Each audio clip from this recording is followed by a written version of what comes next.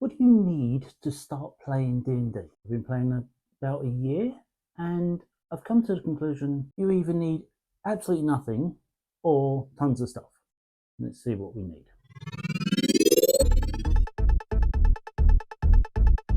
So my very first game of D&D a year ago, I turned up with those. A pack of six-sided dice. I had nothing else. I didn't know what else I really needed. I had a vague idea of what it was, but I left it vague so that I didn't overdo it and do the buy everything and get everything you need ahead of time. Thankfully, the group went, that's fine. Here's some D20s. Throw these instead, and occasionally you might need a D6 to throw. What you do, however, need is a character sheet. The suggestion was to download D&D Beyond and to use that to create a character, which I did, and we managed to do it on the computer. We didn't know it was an app on the phone. But the first suggestion was to maybe buy a few dice. Now, I did have dice because I had played Cogent before, and Cogent is a D6 based dice game. So I had a few six-sided dice, like maybe 6 dozen. I got some dice and I had a character sheet, and that is pretty much all you need, except you don't. You kind of want a few other bits. Obviously, you need more dice. You always need more dice because, well, this lot, these are all cursed. I don't play with them. They go in the dice gel. You buy dice and then they're really unlucky and you only throw ones. So you can throw another dice on the table at the same time. It'll be fine and you'll get a sensible score. And it's a shame because some of these are really cool. These have got eyeballs in the middle of them. These are metal. I wanted heavy dice, and these are heavy. They make a noise, whereas these things are different. I wanted a nice heavy dice, so when you threw it, you made a real thump. But they're negative. They're evil. I think in hindsight, it's this pouch bag is the problem. I tried putting crystals in it to get rid of the evilness. It didn't seem to work. And then have subsequently bought more dice. These are, I should do a dice video. These are blinky. Look at this, they're all shiny. These are new. I bought these the other day, like £1.80 on Temu. You can buy dice off of Etsy for like 50, 60, 70, £80. But you can also buy them for £1. You could also make your own. Pour resin in and make your own. I haven't done that yet. This is new. We'll come back to that in time. So dice. You need your character sheet, as I said. But this character sheet, as you print it out from D&D Beyond, everybody knows, is crap. I hate it. This is stupid. You've got all the numbers down here, which are your modifiers, and there are tiny little numbers inside that. This is pointless. This is too small to see, and a lot of this is a waste of time. So I've done this. As you can see, the SoloNic version, all the modifiers are up top and the throws and saving throws are there. And then all of your skills are here, all equal sizes. It's still in process, still being worked on. So that's currently working on that. We'll come back to that when it's fixed. So watch this space. But you need a character sheet. That's fine. So when you have a character sheet, obviously then you need a pen and a notepad to sort of write down what happened, who went where, and what NPCs you met and whatever. You can get adventure journals. We're pretty good, but again, they're somebody's design and they're not quite right, and they end up with a lot of random leftover stuff.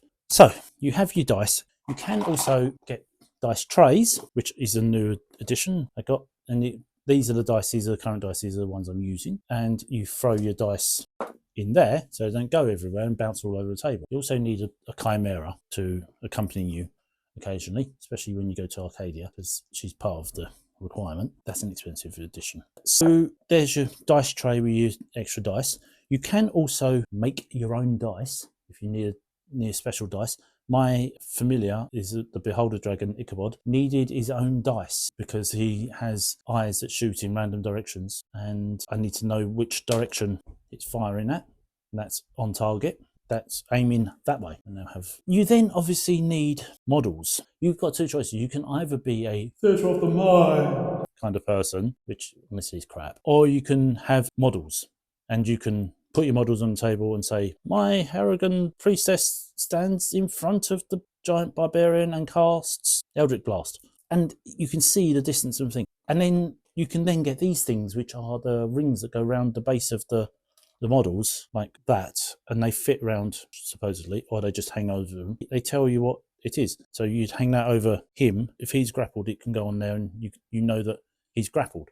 And you remember next round, and your DM will remember who's what. All these things are additional, but they all help. So you have your models, various models, and I like a model. I do love a model. I think that's my greatest addiction, is the models. The dice, secondary. You can also buy dice towers. You get dice, and you drop in there. It rolls around continuously, and you get a 2. Woo! Or you can make your own dice towers.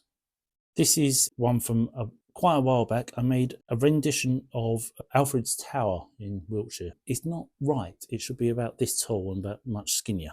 But it was my first attempt at a dice tower, and the little soldier's fallen off up here. King Alfred's fallen off. He's supposed to stand up there. And then you have all these dice, and the dice drop through from the top.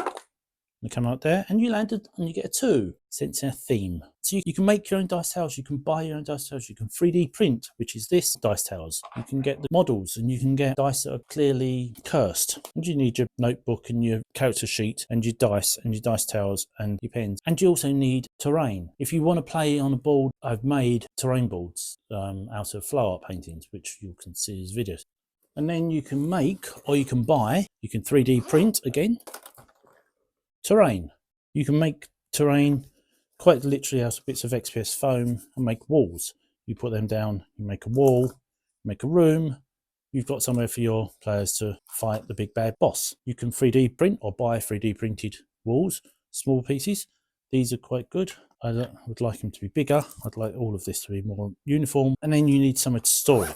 That's the rub of it. You need somewhere to store it. Bottom line, the basic thing is everything requires somewhere to store it. If you live in a flat that's 4 meters by 3, or a room, you run out of space very quickly. So the question remains, what do you need to play D&D? Well, honestly, you need the D&D Beyond app if you can deal with it. It's annoying. It's not very good, but it does the job. If not, get yourself a pack of dice, or 2-pack, a notebook, a pen, and a character sheet. Oh, and get yourself a figure, even if it's just a basic rendition of something, and you will be good to go.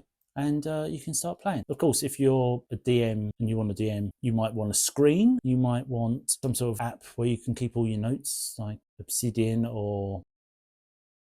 and you can do all of that and keep all of that secret and keep all your notes. You want files with all your NPCs and all that, but that's another video that's not starting now.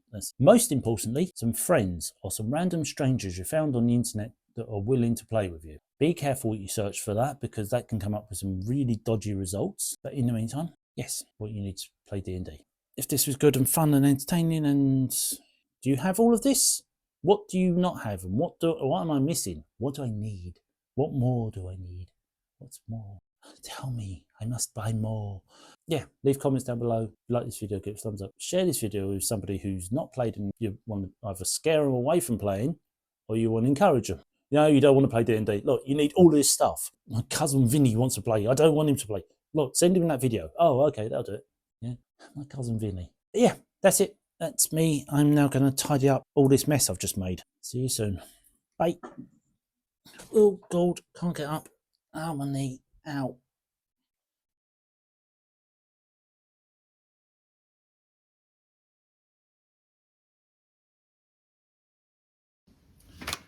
Attempt 3. First attempt was dull. Second attempt didn't record. As per usual. Howdy, how are you doing? They go in a bag. Can't find it. They go in a pouch, which I now can't find. Hold on. Oh, it's here. Oh, cold. And there's more on the floor. Hold on, I've dropped something. 2 minutes of me searching for dice that dropped on the floor. There's more than one. Oh, well, it's an evil dice anyway. You also need a pair of good working knees.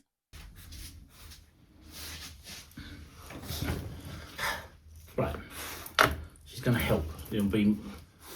Everyone's much more interested in videos if the chimera's in it. So, what do you need to play D&D? On the screen, and it can roll randomly for you. And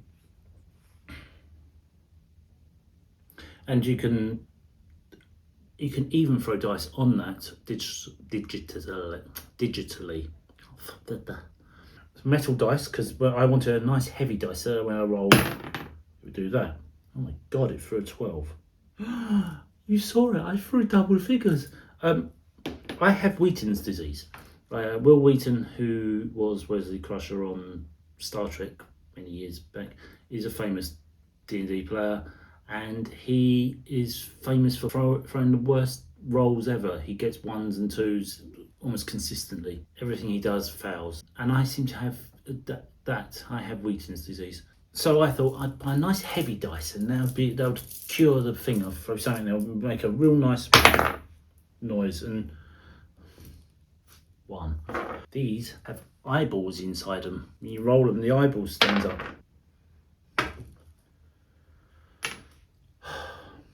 Silly dice. You can get a D100. It's really hard to tell. Could have been a 3. And this is a D50. No, it's not. It's a D60. My character is that. And then there's a monster, and the monster is that. There's a tree in between us. It's like, fine if you can imagine it, and great, but wouldn't it be better to be like, a werewolf appears carrying an axe, and my character is there, and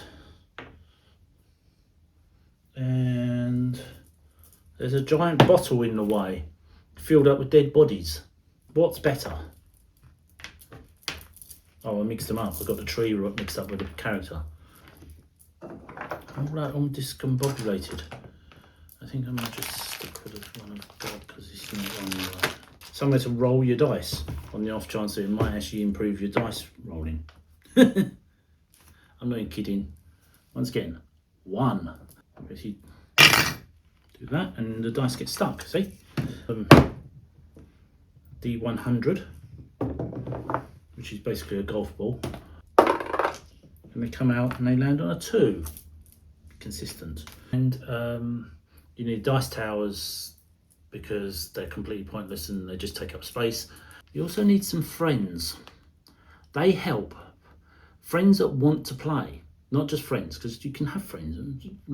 These days it seems like everyone wants to play. Whereas 20 years ago when I started saying, I want to play D&D, everyone was like, right, no. Of course, what you really need to play D&D is an imagination. Imagination. Somebody who's willing to tell a story, and it doesn't even have to be good. If you know that it's not going to be great, but it's the first time, just make it up. You don't need any of this. You could always imagine, I throw a 17. I throw a natural 20 every time. I imagined it. Anyway, I'm going to stop rambling. I'm going to tidy all of this mess up for the 3rd time because I made this video once. I made it a 2nd time, it didn't record. Made it a 3rd time and I forgot where I was up to, so I've had to stop and start in the middle of it just to check what I've already said. Send it to Vinny and say I've got the good stuff. There's another reference for you. Like, comment, share, and if you're not already and you like some random idiot in London rambling on about stuff that he doesn't know half the stuff about, then you should hit subscribe and come back next time for something else.